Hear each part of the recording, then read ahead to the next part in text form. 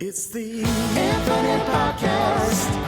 Go tell your friends. It's the Infinite Podcast. My God, it never ends. It's the Infinite Podcast with Rob and Pork the Kid.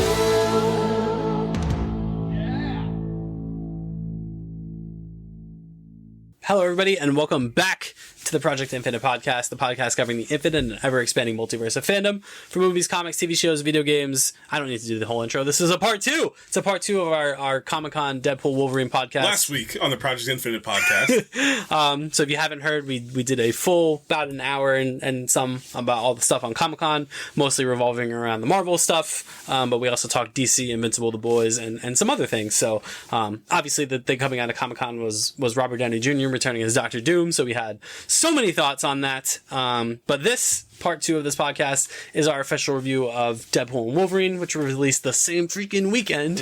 I don't know why they decided to do that. This is we still haven't talked about The Boys. Like, this is Or The Acolyte. We knew this was coming. You knew this was coming, Pete. Yeah, I beat me by 2 seconds. We knew this was coming, where like just all this stuff was happening. So we're gonna filter that stuff eventually. We got a House of the Dragon podcast coming up next week. That we have to do, and then things kind of cool off for a little bit. So maybe we'll revisit The Boys, we'll revisit The Acolyte, all that stuff. But this is the Deadpool and Wolverine podcast. You've been waiting. I've been waiting, baby. So Deadpool and Wolverine, obviously. Break out your special sock, nerds. This gonna get good. The marketing machine was in full effect. Oh, they've never been so back with making sure this movie is. I'm talking every commercial that I saw. Old Spice commercials, Heineken commercials, Sprite commercials. All I saw was Deadpool and Wolverine over the last couple weeks. And I mean, it's also great that it's Ryan Reynolds is the one that's doing it on top of that. Yeah, you have two of the most media-friendly, marketable actors on the planet to kind of promote this movie, and they did a wonderful job because Marvel's never been so back. Right. Oh my gosh, this movie is printing money right now. It has exceeded the expectations for it, which were already relatively high. Right. It blew the doors off that. I believe the original estimates were around a little over 200 million, 210 million. It exceeded that to 246 million domestically, and almost the same internationally for what as of today will be a $500 million global box office as of Tuesday. So I believe, and this movie is being received incredibly well, especially by fans. I no doubt this movie is going to sail past probably $1 billion. It will probably retake the highest grossing R-rated film in history from Joker. I would imagine it'll probably steal that back. Deadpool will reclaim his R-rated movie supremacy. Right. And that is a testament to, we'll lead right into the non-spoiler. This movie is a absolutely fun romp. Oh my God. Buddy cop romp, and it is built to print money. This movie is literally built to make money. Which is not a criticism. Yeah, it's not a slight. It's an actual, this is an actual compliment. This movie is 2 hours of Hugh Jackman Wolverine, your childhood Wolverine, and your lovable merc with a mouth, just doing the dumbest, craziest stuff, and a lot of cussing, a lot of dirty jokes, a lot of gore. Oh, a lot of gore. And this is the Sean Levy in the room. Sean Levy comes in and he comes with a vengeance for this movie. He understands what he wants. He understands what the MCU needed out of him at that moment. And I think that's very apparent too. And I think Ryan Reynolds being a producer and if this makes sense, this is the most producer he'd ever been on a Deadpool movie. If that makes sense. So you can feel the influence over it too. And there's a huge MCU-ification of Deadpool. You can feel it. Yes. I think that's kind of allegorical for the actuality of what happened, but also in universe and the jokes they poke fun at. Yep, this movie, just for kind of critic consensus, holding in 80% among critics on Rotten Tomatoes. Say the audience score. 97%. Wild. I think obviously this movie is not made for movie critics, so obviously movie critics are not as high on it as fans, as viewers are, and that's perfectly fine. I think one of my marks of a movie is, does this movie know A, what it is, B, who it's catering to? This movie does both of those things. It knows exactly what it is, it knows exactly who it's catering to, and that's why you see audiences resonating with it so much, because as far as like an audience goes, this is such a crowd pleaser. Oh my god! It's we're gonna go see it again in a little while after we record this. It'll be what, your fourth time? It'll be my third time, and I'm trying to think of a movie where I'd seen it multiple times, and I was anticipating. I was like, I'm gonna get to the moment, and I'm gonna be like, okay, like I've seen this. I don't feel that for this movie. Like I genuinely watched the third time I watched this movie. That's when I knew that this movie was just built different. This movie was built just to be enjoyed. And then I mean, I just from a non-spoiler lens, just performances. Ryan Reynolds is he's the same. He's great. He's great. He's great. Yeah. I don't know if he's better than he was in Deadpool 1. I think that's when he was at his best, in my opinion. Yeah, I would agree with that. You know, this movie's equally as funny in my opinion. It's just our brains work differently. So like referentially, like this one resonated in my mind more than the other two did. But like, I guess, you know, looking at like the comedy in the room, like everything, it's about the same. It's the most dialed back, but they do some stuff in this movie. They do quite a bit of stuff. I think the distinction I made, I didn't think this movie was as funny as the first two, but also it's just because of the nature of the plot and the nature of the writing itself, in the sense that like the first two movies, the first one especially, is relentless with the humor. Like the dialogue is joke, which it's very funny. Whereas this movie, it's like joke kind of sequence and then like a little bit of an exposition dramatic kind of sequence, mostly Wolverine driven. And that's exactly what I want to talk about. Mostly Wolverine driven. Hugh Jackman is phenomenal in this movie. Like, I'm not even joking when I say, like, obviously Logan exists. Logan exists in the first 30 seconds of this movie. But I will say, that's the best he'd ever been as James Howlett Logan in Logan.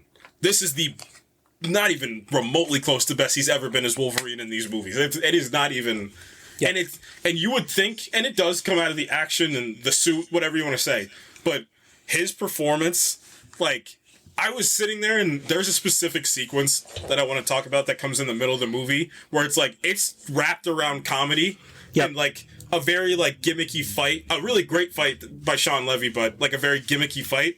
But like, there's this monologue that he has in the middle, and like he says the first two lines are like, obviously Deadpool's the guy with the mouth. He's gonna say, and like he just keeps going. I'm like, wait a second, is Hugh Jackman? Is he acting? What the heck is this? Yes, I mean, you know, it just goes to show you that like he still cares so much about, you know, this character and the reception to this character, like, because this easily could have been for him, and but I just don't think he's wired this way to kind of mail it in for a paycheck. Like we talked in our last episode about Pedro Pascal, like how he's done so many of these high level things and he puts his all into every single one of them. Hugh Jackman is cut from the same cloth, in the sense that like he's been playing Wolverine for 25 years. He's been playing Wolverine as long as I've been alive.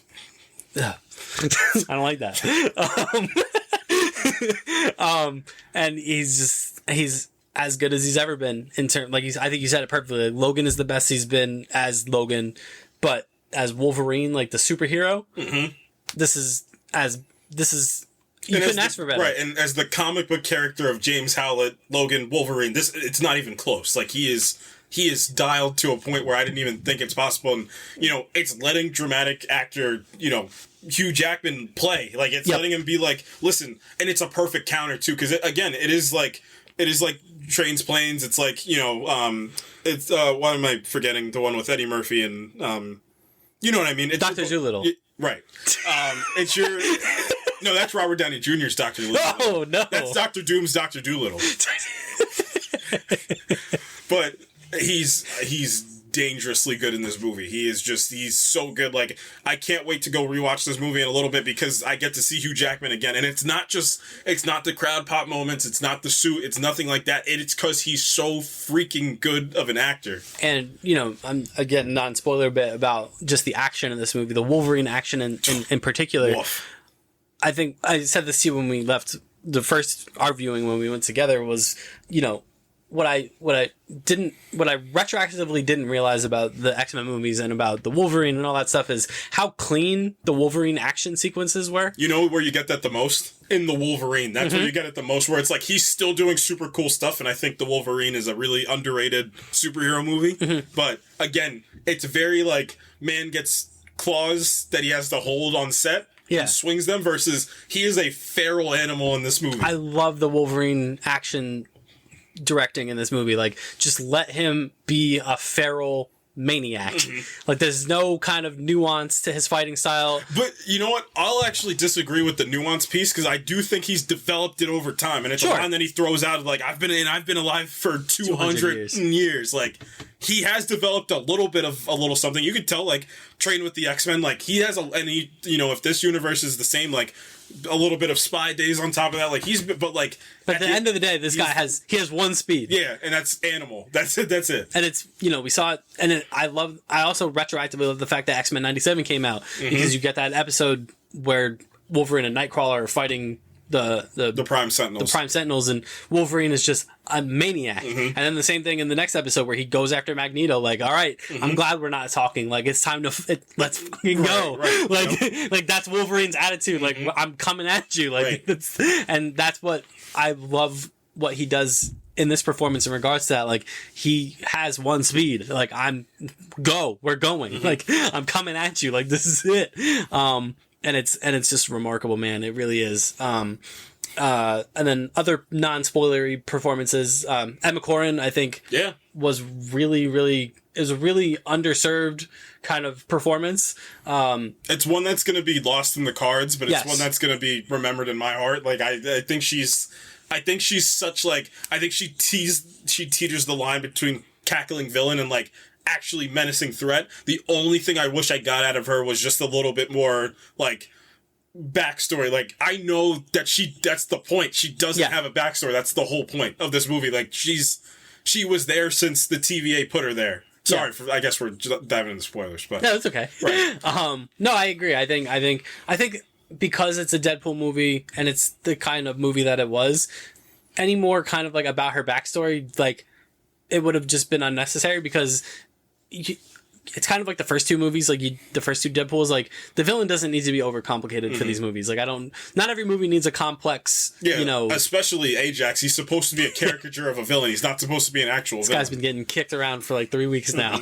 But I think Cassandra Nova is of the same vein. Like, I think there were a lot of opportunities early on when they were concepting this movie where, like, can we do like a twisted Professor X? You made a great point. You were like, you think there's a cut of this where they did Onslaught? I was like, heck yeah, there probably was. Where they were like, why not get Professor X and Magneto into one person and make them, the villain of this movie? So they just settled on, who's another kind of X-Men villain that we can just kind of throw in here that could be that's more of a threat than, say, like a Sabretooth or like a Mystique or like, Cassandra Nova. Like, she's never going to be reinserted into the grand populace of the X-Men movie zeitgeist. Like, that character would not be used, in terms of, like, she's not going to be a major X-Men villain in a movie anytime soon. So throw in there now. I think she was great. And then as far as the rest of the cast goes, it's mostly spoiler cast. But most of the Deadpool cast comes back, and they're in it. They're just they're literally in the beginning and the end. That's it. But again, Vanessa is still Deadpool's kind of tether, which I thought was kind of cool. That at least that through line remained, where, like, he's still doing this for her in some retrospect. Right. Any other non-spoiler thoughts before we dive into the good stuff? No. I think we covered all the bases. Like, just overall, like, thinking about, like, rating, like, this is just a fun summer blockbuster with a little bit of heart that was unexpected. And, a specific performance out of an actor we've seen do this for a quarter century, but just found a way to innovate one more time, but the most important evolution of his character that there's ever been. Yeah. And I think this is it's not a family. Don't take the kids to see this. Nope. Don't take the kids, but take your friends. Yeah. Take grandma. Grandma might like this. She might. I'm shaking like an MFer. She's the MVP again, man. She did it again. Leslie Uggams again. I think that's Fallout's Leslie Uggams. It is. Get that jelly mold out of here. I totally agree with that take that, like, you know, and you know, I think this movie, we conceptualized it in a lot of ways, like, they're gonna just kick the Fox universe, and that's not what ended up happening. Oh, I couldn't believe the approach they took, and I was just talking to somebody about it today who saw the movie, and I said, thank God that they didn't do, like, the Suicide Squad thing of, like, you know, what previous Deadpool movies probably would have done, where it's like, they get there, and, like, because I think, I don't know if it was you, oh, no, I saw it with another group of friends, and there's a bit in the movie where obviously there's cameos, so we're not going to say until we jump into the spoilers who the cameo was, but the person walked out and then they were like, oh, they're about to be brutally murdered. And then the fight sequence started, and I was like, wait a second, like, are they paying justice to a character in a Deadpool movie? I couldn't believe it. Yeah, this movie ends up being this, and I mean, the end credits also, you know, kind of give this away, but it's this kind of weird, touching kind of homage to the Fox universe. Mm-hmm. To everything from the Fox universe. Which I was not expecting. I thought much like you, especially when we saw those set photos of the 20th Century Fox, like in the sand, like, oh, this is going to be like Deadpool.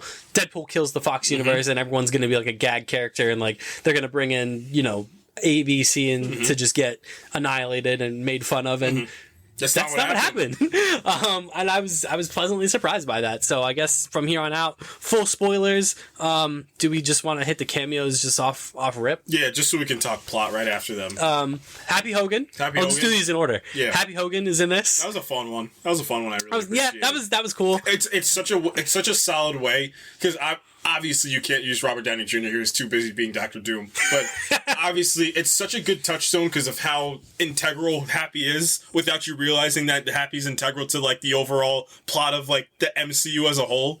So I thought that was a nice little touch of like, it didn't start with a bang. It started with like a nice little crescendo. Like, oh, he's talking to Happy Hogan from all these movies that we saw. Like, wow, this is kind of interesting. It's a great way to introduce Deadpool into the MCU. You know what it also does? Like, that's the point. It's like, it's the MC. It immediately MCUifies the movie, but not in a grating way out of the gate. I think it's a good way. The Happy Hogan scene is Deadpool's MCU audition. Yeah, he's trying out for the MCU. He's trying out for the MCU sports team. Yeah. So yeah, it was cool. Jon Favreau, obviously, you know, he just will pop up every now and then, which, you know, obviously they had a nice fun back and forth with each other. Yeah. Aren't you the chauffeur? Like, chauffeur, head of security, right. go get the car. Go get the car. I said rejection makes me hungry. Next one, the Cavalry. The Cavalry. This was one because I had seen the movie before you did, so I was waiting for your reaction to that when he turns around and it's Henry Cavill. Pretty great. Yeah, it's pretty good. You were just leaving.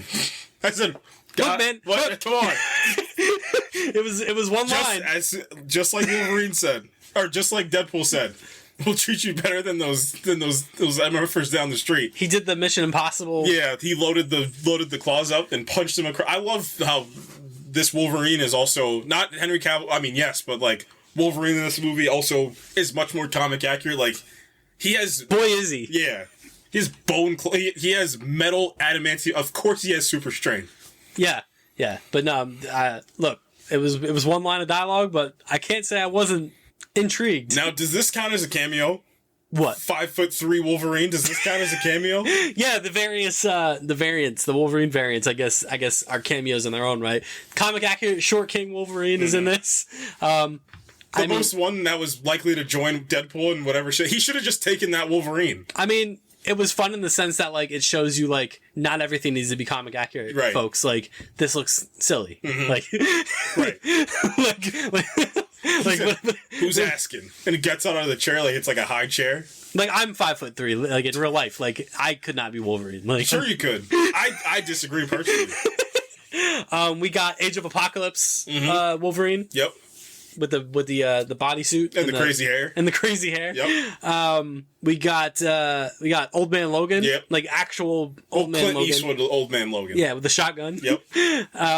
We got I forget which comic panel that is where he's crucified. Basically. Oh, the Uncanny X-Men. Yeah, right. Uncanny X-Men Wolverine. Right. He's like, help me, and Wolverine. And Deadpool's like, it's not you, it's me.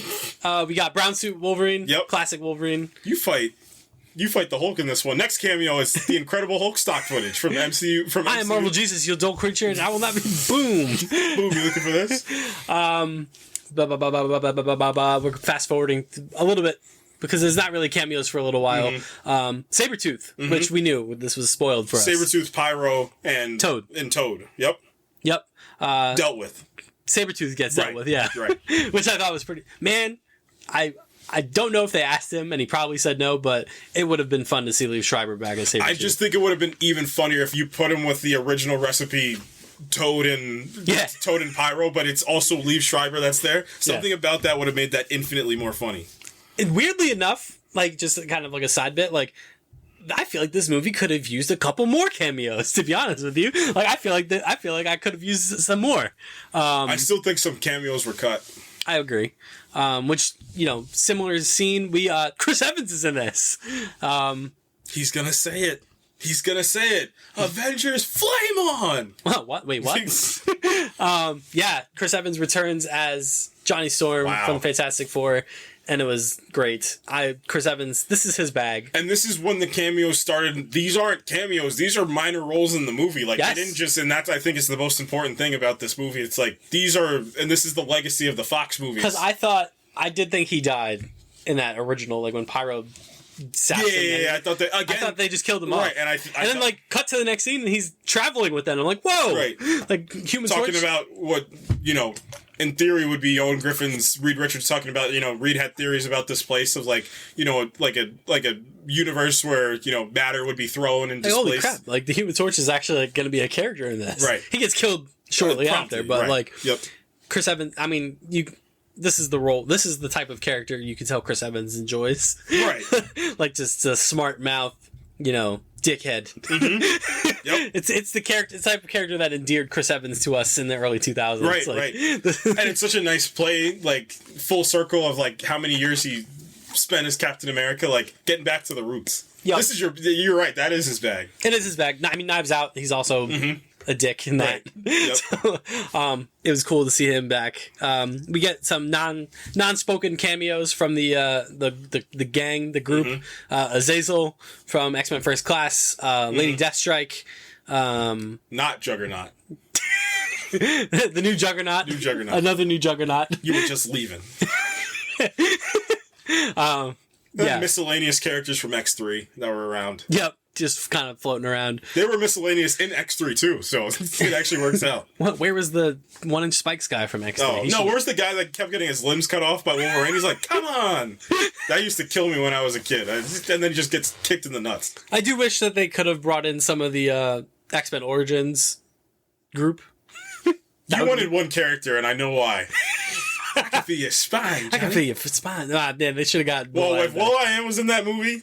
10 out of 10. With the cowboy hat? Now I'm gonna have to kill you, Victor. We do still have to talk about that movie one day. Because what happened? I can feel your spine, Johnny. Ooh. Where did that come from? He was so serious in the whole rest of the movie. You know the thing about you, Johnny? You're predictable. Ooh. Oh, no. Oh, dear. That's what I thought Magneto was going to do in Nightcrawler. Oh, yeah. X-Men 97. I was like, oh, no. Like father, like son. Come on, man. Anyway. Yeah. And then, I mean, the Deadpools, they're not really cameos. Yeah. But they're just cool. It's cool. So, like, what was the one with the Welsh flag? Wasn't that one? He was like a rugby player or something like that. I thought he was one of the players that played on Wrexham. Yeah. So shout out to him. Welsh Pool, yep. Obviously, Daddy Love Strike. Lady Deadpool was Blake Lively. Cowboy Deadpool was Matthew McConaughey. Nathan Fillion was Headpool. Right. I think Tom Holland's brother played one of the Deadpools. Like Ryan Reynolds' kids played Baby Pool and Kid Pool. Yep. Which, what a mouth on. Yeah. On Kid She's Pool. the dirtiest of them all, and the most important one. Ryan Reynolds is the most important cameo in this whole movie. Nice Pool. Oh, sorry. Canadian Deadpool. No powers. No powers. It turns out he's just good looking. That's his only superpower. He's like, "Where's your mask?" He's like, "Come on, guys." And he can break the fourth wall. Right, he can. The proposal.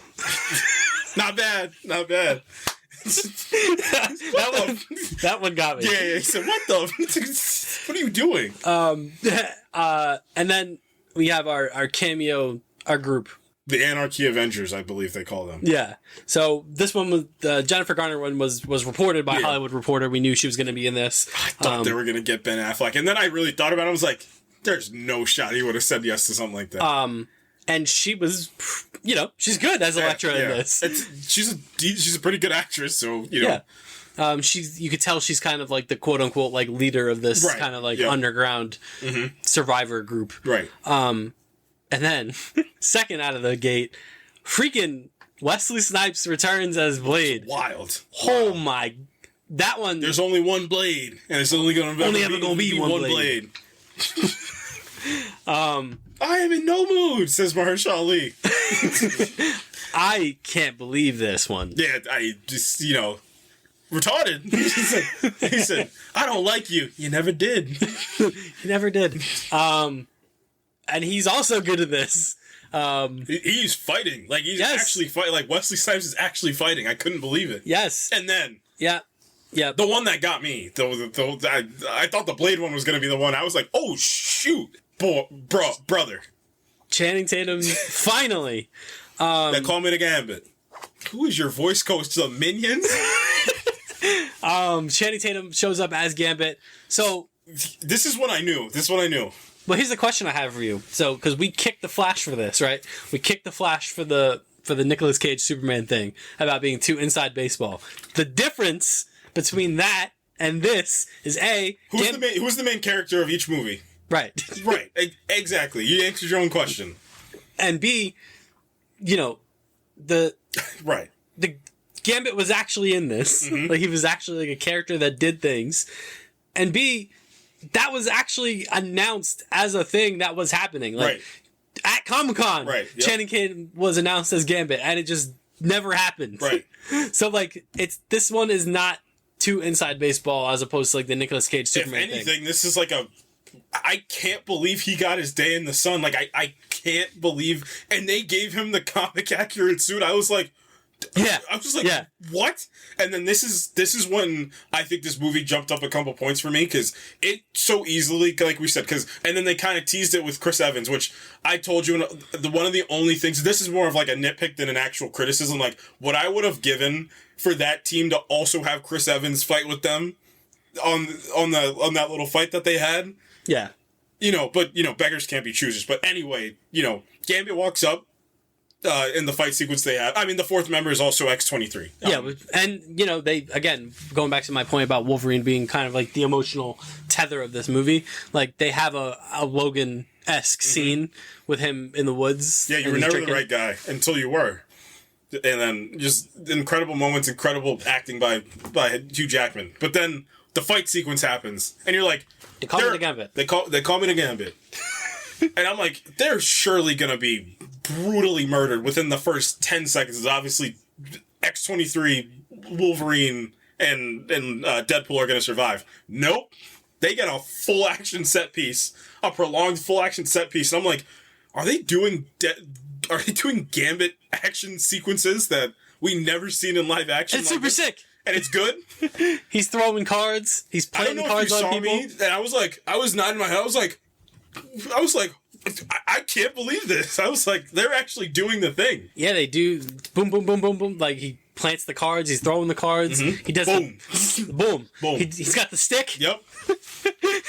And the only, like, the crap, like, and it's nobody's fault, obviously, that X-Men 97 was as good as it was, but, like, it was always going to feel second fiddle to X-Men 97 This Gambit. is still pretty freaking cool. It was so cool. Just to see live action, that was still it was cool. Never gonna be episode 5. The name's Gambit, Mon Ami. Like, you were never gonna get that. Right. So, like, it is kind of like like, it does kind of take a little wind out of the sails that, like, we had this, like, insane Gambit moment in X-Men 97. Mm-hmm. So, because I feel like if you didn't have that and then you did the Channing Tatum thing, like, that would feel even cooler, because you're like, holy crap, like, he's doing... But what's people's reverence for Gambit without X-Men 97 over the last couple months? That's the only counter I can make to that. Yeah, no, 100%. And, like, the slow motion was on point. Like, again, to your point, like, I can't believe they did the suit. Like I couldn't he walked believe in it. and I said, wait, huh? He's just in the trench coat with the weird headpiece. And then, like, he started talking. I was like, oh, this is going to be his bit, which it kind of was. But then, you know. It took me a little bit to settle into it. And then I was just like, wait, this is just Gambit. Like, this is just. He gets a hilarious, dirty joke in there, too. Yeah. I mean, you know, you can. And it's still a Deadpool movie. Well, what I like, too, is, especially as it portrays to, like, Gambit, is, like, you see, like, just glimpses of, like, how kind of formidable he is, which is, like, the thing that, like, I applaud the Deadpool movies in general to begin with, because, like, the humor only takes you so far if, like, you don't believe that the character is actually, like, the best at what they do. But, like, when Gambit shoots that card through the liquor bottle, like, when Wolverine's drinking the liquor, and even Deadpool's like, what the... Well, Deadpool was more of like, we got a close-up magician with that. We're not screwed. But yeah, man. And then B-15, I guess, would be like the last cameo. Shows up at the end, puts Paradox in his place. What did you think of Paradox? I didn't hate him as much as everybody else apparently did. I just liked him as a B pencil pusher. Yeah, like he's like the B fiddle. Like I'm in over my head middle management guy. Yes, yes, exactly. He's the middle management guy who thinks he's destined for much greater things in middle management, and he's just not. Right. There was a moment in the beginning where, like, they talk about, like, the person in charge or whatever, and I thought for, like, a split second, I'm like, is Loki gonna, like, show up in this and, like, deal with Paradox? Like that, I did think that, like a split second. I was like, oh. But obviously, it's just B-15 kind of acts as, like, the head of the TVA in this instance, which is cool. And that's the cameos. Plot. So this What's this movie about? Yeah, I mean, this movie. So this movie, Kevin Feige has said that on the importance scale, this movie is like an 8 or a 7 and 8 in terms of, like, the future of the multiverse saga, and I think that revolves around the concept of anchor beings, right? Which I think someone had asked him about that, like, before, like on the press junket, and he was basically like, "Thank you, like, I'm so glad you asked me about anchor beings because that means, like, you're paying attention." And I'm like, "Oh, so this is gonna be like, this is gonna be the thing going forward, huh?" Yep. So yeah, Deadpool finds out, he gets captured by the TVA.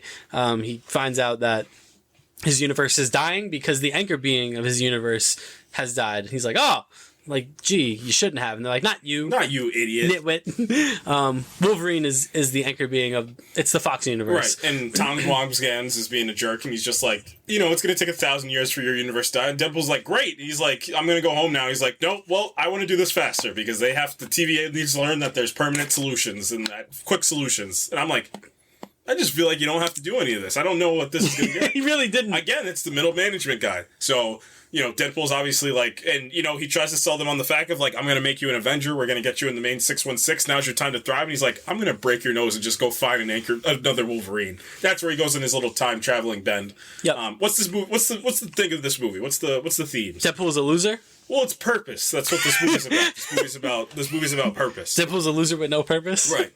Till he finds his purpose. Right. Man, Wolverine was cooking him. I can't wait to talk about that in a second. But yeah, basically, layman's terms, you know, Deadpool goes to find a Wolverine variant, and he accidentally finds the worst Wolverine variant that he can, which I think is over. There's probably a horrible. He fought Apocalypse Wolverine, and it doesn't get much worse than that. But he found a Wolverine that let down his universe. Maybe that's one of my things I didn't love. I didn't feel it. Like, I didn't feel like he let down his, because I never saw it. So seeing is believing. So I'm like. But, like, what did he do? Like, we don't really know. But I'm like, I guess this is the question. Is Wolverine the most powerful X-Men? There's a right answer. No. So, like, I don't know what him being there would do too much. Yeah, he does a little bit of expositional lifting of explaining what exactly happened, and even though he did that, I still don't totally know what happened. Yeah, I think it's more of, like, you know, because he said the humans came, which probably the Sentinels. The Sentinels came, and, like, I think that's why he hates the Avengers so much, because the Avengers probably didn't do anything about it. The Fantastic Four probably didn't do anything about it. And, like, he was drunk at a bar, and all his friends died, and when they called, he didn't go. But, like, I don't know. That might... What would Wolverine have done to turn the tides of that situation? I don't know. Adamantium. Say it, Harrison baby. Ford. Say the word. Adamantium, baby. Next time, baby. So yeah, I would agree with that. This time, baby.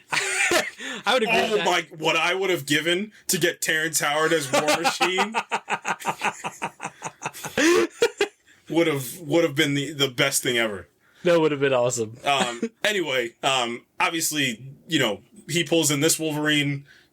Obviously, Paradox is like, "You idiot! This is the worst Wolverine there's ever been." He's like, "You know what? I'm leaving. I'm out." No, you're actually just getting sent to the Void. You're the Void from Loki, aren't you? Loki season 5. Loki season 1, episode 5. He said, "Oh, Eliath was in this." Eliath. Yeah. Best cameo, Eliath. Paul Rudd. The corpse. The corpse of Paul Rudd. Yeah, Eliath was in this. That was fun. They run into Cassandra Nova. Yep. She explains her evil plan, which isn't really an evil plan. No, she doesn't know the evil plan until later. Yeah, until she's like, "Ooh, Exactly. She's like, what if I took that Time Ripper and ripped apart time? don't do it. Don't make the Time Ripper. Don't do the Time Don't make the time ripper. Don't make the Time Ripper. Don't open it." They opened it. They keep opening the Darkhold. Open the Book of Ashanti. Why do we keep opening the Darkhold? It's the worst book. Speaking of middle management, Pyro is in this. Right. Yep.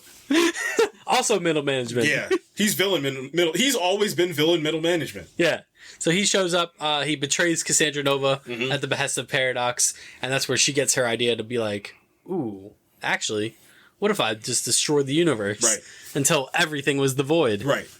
So basically, Wolverine and Deadpool's plan is like, we gotta escape the Void, we gotta get back to Paradox, we gotta make him, obviously, what if he can... Wolverine, you're gonna join me because we're gonna fix your universe. On an educated wish. What was that one more time? You're saying you did this on an educated wish? Educated wish. And then he hooked him. One more word. One more word. Gubernatorial. Gubernatorial. Did you find the monologue that Wolverine gave in the car? I can try. Lord have mercy. But anyway, I couldn't deliver it as good as Hugh Jackman delivered it. No. But anyway, they do their buddy road trip. They meet Nice Pool. Nice Pool is just like, you could take my Honda Odyssey. That's a big thing in this movie. The Honda Odyssey caught up. Just garbage. Oh yeah. You're a fucking joke. No wonder the Avengers didn't take you, or the X-Men, and they'll take anyone. I mean, you are a ridiculous, immature, half-wit moron. I have never met a sadder, more attention-starved, jabbering little prick in my entire life, and that says a lot, because I've been alive for more than 200 fucking years. And I'll tell you, the bald chick was right about one thing. You will never save the world. You couldn't even save a relationship with a goddamn stripper. I wish I could say you'll die alone, but it's one of God's best jokes that you can't die, except that's on all of us. I was like, wait a minute. Yes, he just kept going. I was like, what's happening? Got nothing to say, mouth. I'm gonna fight you now. And then an incredible fight sequence in a car in the Honda Odyssey. Great, yeah. He said, I take that back about the Honda Odyssey. It fucks. And then they're picked up by X-23. X-23 is like, meet the team. Where's Daredevil? Dead. Where's is Magneto here? We could use his helmet. No, she killed her. And melted the helmet down. Right. I did like that. That was the Ben Affleck joke was good. Mm-hmm. Daredevil died. Oh, I'm sorry to hear that. No, it's okay. It's all right. The Punisher died in this universe. Mm-hmm. How many? Which one? There's like 5 of them. Quicksilver somehow ended up dying in this universe. Yeah. No, not Quicksilver. The Quicksilver. Gambit went to the Matt Reeves of the. I'm the Gambit. He said the Quicksilver, the Daredevil, the Punisher, all dead. They call me the Gambit. Matt Reeves should have been Gambit. And the thing I like about... And if you didn't listen to part 1 of this podcast, you won't understand that joke. Mm-hmm. Well, go listen, you cowards that don't care about Comic-Con. They call me the Gambit. The Quicksilver, the Daredevil, the Punisher. The Punisher, all the dead. They even killed the Johnny Storm. What did you do to Johnny? What did you do to Johnny? And again, I'm like, is Gambit is he a problem?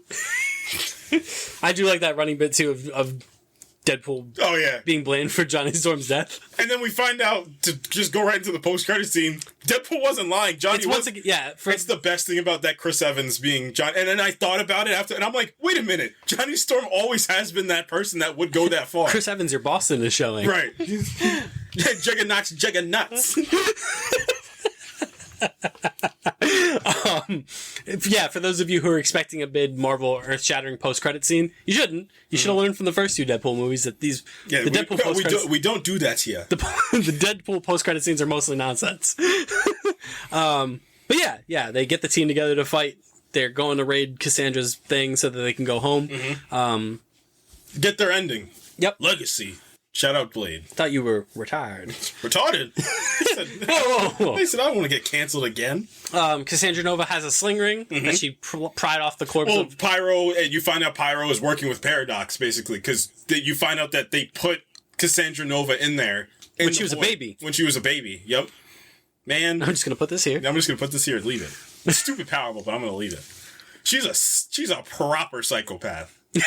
She's like a proper Also, her powers, ooh. Yeah. I don't like social. I mean, she says she's like, my brother doesn't, one thought can end a person's mind. Like, I have to get a little bit more personal and, like, digs into your skin. It's a pretty good looking effect, too. Yeah, digs into your skin to crawl around your brain and stuff. Yeah. No good. Yeah, so oh, dear. You find out she has a sling ring that she pried off the corpse of presumably a Doctor Strange variant. She makes Marvel Sparkle Circle. She lets Wolverine and Deadpool go. Because they save her life. They save her life. And Wolverine does the Charles Xavier. He does the heart-to-heart. It's such like a fun play on like when movies do it for real, superhero movies do it for real, like, I'm just gonna talk to the villain. No, murder. Just do the murder. Like, yeah, Deadpool is the surrogate for, like, I can just snap her neck right now. And Wolverine's like, no. Like, Charles would never, he wouldn't have it if I did have to do one thing right. And it leads into, the heroic moment of the movie, but also the most emotional moment of the movie, like the quick, I don't know what it was, just to dip into that moment for a second of, like, when he's standing and, like, he's talking about, like, it's both of their, like, kind of sizzle reels start playing, and he's just like, I'm an X-Men. He said, like, no, I'm the like you said, I'm the X-Men. Like, I'm the one. Like, I was like, this is 24 years of... That's why I put this suit on. Right. That's why I still wear this suit, he says, yeah. To remember them, like, and to remember who I am. Name's Wolverine, mon ami. Remember it. They get back to the 10-0005. They're attacked by the Deadpool Corps. Because Cassandra Nova finds out the Time Ripper. She's like, you know what? Instead of ripping, one universe, how about I rip every universe and keep the void so I can keep playing? Yeah. And Paradox is like, ugh. No. So we fight the Deadpool Corps. Wolverine, the cow comes up. To Madonna's Like a Prayer. When do you pull that on? Killing mostly. What's the wind resistance on those blowjob handles you got there? And then it's a oneer. We get a oneer. We get a Daredevil hallway fight. Right to the street. The street one take. Heaps of murder. All the murder. I love it. I get it. There. Again, it shows like just Wolverine, this maniac, one speed. He's pushing back like 50 Deadpools. And they're doing the Philadelphia Eagles tush push, and he's just clawing away at them. They all get up, except for Nice Pool, right? Who doesn't have a healing factor. The most heroic moment in the movie.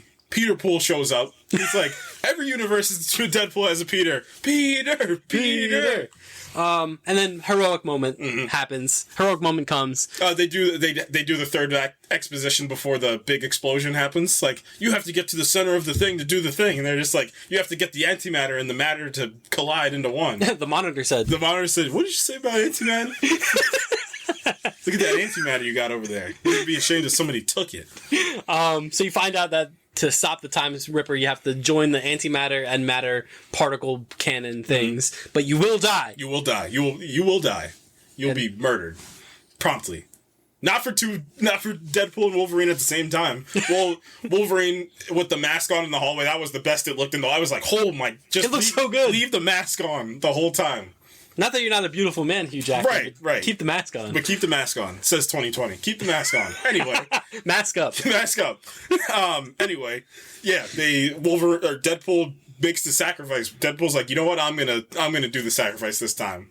He just can't take it seriously. He's like, maybe I am afraid to die. Wolverine busts through the door. He's just like, no, I'm getting my shirtless scene. Even Deadpool leaned over. He's like, not bad. Yeah, and then you think it's curtains for the good guys. B-15 shows up and she's like, "You've been time splitting, Paradox." Right. He's like, no. My best friends just died, and you would make an accusation like, and they're back. They're just like, yeah, we survived. Take him to time jail. Take him to Loki. Take him to Loki. Yeah, and then they get a nice little send off because obviously their anchor being's back. Wolverine's like, you won't see me around, but I'll be around. Deadpool's like, can you fix his universe? TVA and yeah, B-15's like, there's no need to. Yeah, like no need. The man that just saved the universe, like, is a byproduct of his all those horrible things that happened to him. He had to get here by some point. So, shout out to that. Good stuff. And then Wolverine's like, or Deadpool's like, why don't you just live with me? I can use a new best friend. Yeah. So the implication now is Wolverine and Deadpool and X-23 all exist in essentially the Fox universe. Right. They're the only characters left. Right. I still do think that universe is going to get fixed with the proper X-Men at some point. Till you're 90. Till you're 90. And he's right. Yeah, because, I mean, that was our big takeaway coming out of the movie is, like, he's sticking around now. Oh, my God. Yeah. He's sticking around. He's likely going to be a main plot point character in Secret Wars. There's just, there's no earthly shot that him and Toby aren't on the screen at the same time. There's just... And Robert Downey Jr. now. There is not one earthly way that does You are not going happen. to get a action sequence where Spider-Man and Wolverine face Doctor Doom. There's just the money. It's going to happen. Like, just... coming off of the Robert Downey Jr. thing, like, that is a near certainty that those three are going to share the screen together. Right. And I can't wait. It's going to be awesome. Like, I don't know. Apropos of anything else, it's going to be awesome. Right. That's Deadpool and Wolverine. It was so fun, dude. It's just a fun movie. I had a good time with it. I can sit here and nitpick. I can think about this thing. I can be like, well, this doesn't look like visual. Shut up. And one thing that we did not touch upon, that in my opinion, maybe a top. Oh my God. Definitely a top 5, but maybe a top 3 Marvel movie opening ever. It is glorious. What is it? It's Infinity War. Infinity War, Guardians 1, and this I think is probably the top 3. The NSYNC needle drop to him massacring the TVA it's brilliant. Shout out to the to the guy that got to do the actual It's NSYNC so dance. Deadpool. Like it's when you talk about like some scenes being pitch perfect. Like, what an introduction to the MCU as well too. Yes, like you could not think of a better intro than that. Right. Like, it was absolutely, like, just from him being like, they confront the Logan thing right away. Like, how are we gonna pay homage or pay respect to Logan's memory with this movie? Spoiler alert. We're not. Needle drop. Right. Like, in sync. Like, we're in. Like, and you couldn't be on the internet now and not have seen that opening sequence by now. It's perfect. It's absolutely perfect. So I just wanted to throw that in there. There's a ton of other fun needle drops. The Hell's Bells needle drop with the first Deadpool versus Wolverine fight scene is fantastic. I don't know why the Glamorous by what's her name? Fergie? Yeah. By Fergie when he came out with the new suit. He's just like, this suit is great. FYI, your Taylor's a predator, but I kind of like it. They do the Batman, the 90s Batman, and this is the joke about it. Obviously, too. the Madonna Like a Prayer needle drop is fantastic. They cinemified it, and it was glorious. Even the Green Day needle drop Days of Our Lives at the end of the movie was actually really good. And then, like I said, the Fox kind of sizzle reel at the end of the movie was really nice. I was like emotionally attached to it. I was like, wow, I grew up with this whole thing. I literally grew up with this entire thing. And they showed everything, man. Fantastic Four, Fantastic. Yeah. X-Men, all the X-Men movies. No New Mutants. You don't find that suspicious? They'll be back. The New Mutants will return to. So yeah, I was really surprised. And I guess in retrospect, I shouldn't have been surprised that they kind of they handled that, with kind of respect. Right. Like, I guess I got caught up in the Deadpooliness of it all to think that they would just like bury it. But, no, they paid a lot of respect to the Fox universe because, good, bad, or ill, without that Fox universe, we don't get the MCU. Yeah. Most likely. Yep. The Fox universe kept superhero movies afloat. Right. For a very long time, when it was just the X-Men and Spider-Man, right? Just kind of keeping and Blade, yeah.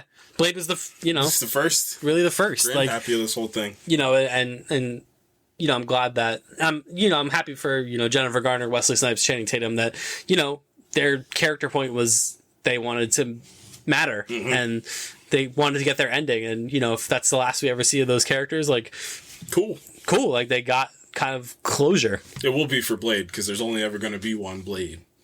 Only ever going to be one Blade. Just say it. No. some motherfuckers are always still trying to ice skate up a hill. I was like, yes, he said it. I can't believe he said it. And that's been Deadpool and Wolverine. And in the conservation of time, your Glenn Powell Movie Star Award. Hugh? I'm just gonna go Ryan Reynolds for this one. Yeah. Because Hugh Jackman gets the other one. Well, it's like I have a new one for him. But he's so much outside of, like, I'm talking promotion, like the work that he put in to make sure he got to this point in his life to make Deadpool 3 with Hugh Jackman as Wolverine. And he did confirm, he was like, I might have leaked that test footage. Yeah, finally, after so many years. The John David Washington, Can They Act? I got a perfect one for this one. Daphne Keane. Oh, wow. That's a good one.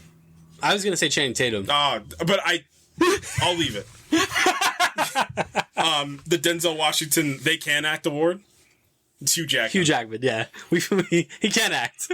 The A24 Let the Director Cook. Sean Levy, they kind of, or should I say Ryan Reynolds? They let him cook. They did. They let him cook. They let him cook. They let Sean Levy cook, though. We'll do this to A24 instead of Let the Director Cook, Let the Creators Cook Award. And I think it's the combo of Ryan Reynolds and Sean Levy. And then the newest award, the Hugh Jackman Is He Him? Are they them? Is he him or is she her award? And it's Hugh Jackman. He wins his own award. Yeah, he wins his own award. It's the best thing. It's like when Jerry West must have won an MVP. He is him. Right. Awesome. Because, he was, dangerously good in this movie. And now we're off to see it. We're off to see it again. We're gonna go see it again. That puts the clamps on our two-parter, our Comic-Con episode and our Deadpool Wolverine review. So go back to part 1 if you want to hear our thoughts on all things Comic-Con, including the reveal that Robert Downey Jr. is Dr. Doom. He's what? This guy didn't listen to the episode. The proposal. What the? Oh dear. Shut up, Beast. Shut up, Beast. Nerd. So you can follow us on Twitter at ProjectINF_pod. You can follow us on Facebook. You can follow us on Instagram. At the Project Infinite Pod. Also on YouTube, you can find us. I forgot to mention that in the last one. It's still new. The YouTube thing is still new to me, so I'm working it in. But you can find us on YouTube at the Project Infinite Podcast. Next week, we're going to do a House of the Dragon season wrap as episode 8 comes to a conclusion on Sunday. We will record on the following Monday, and there's a surprise. Keep it locked in for that. So yeah, we're going to talk all things House of the Dragon. It's Matt Smith. Matt Smith is going to be there, and then we're going to obviously subsequent weeks, The Boys, all that stuff, Acolyte, all the stuff that we haven't been able to talk about because of all this stuff happening in such close proximity. We're going to slowly start attacking Twisters. Don't get me excited. But yeah, aside from that, from me, Careful, man. Careful. from the Gambit of the podcast. I don't like it, but I'll take it. Come on, man. Gambit's awesome. He was freaking cool in this movie. Name Sunspot, mon ami. Remember it. No, name Sunspot, Mia Moore. Remember it. It's never going to get old. Yeah, Gambit. Man, that was crazy. They call me the Gambit. I came out of my daddy's balls ready to go. I was like, what's up, Doc? I'm sorry, sweetheart. Who is your dialect coach? The Minions? I'm sorry. I haven't seen Sling Blade in a while. Can you hit me with that again? All right, guys. We'll see you next week for House of the Dragon. Until Are you holding? I haven't had no devil's sugar in a while, and I'm shaking like an angry vibrator. She was again. She was perfect in this movie again. But until then, goodbye. Peace.